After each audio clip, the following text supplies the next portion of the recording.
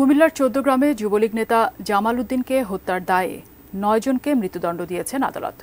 একই সঙ্গে ৯ জনকে যাবজ্জীবন কারাদণ্ড দেওয়া হয়েছে।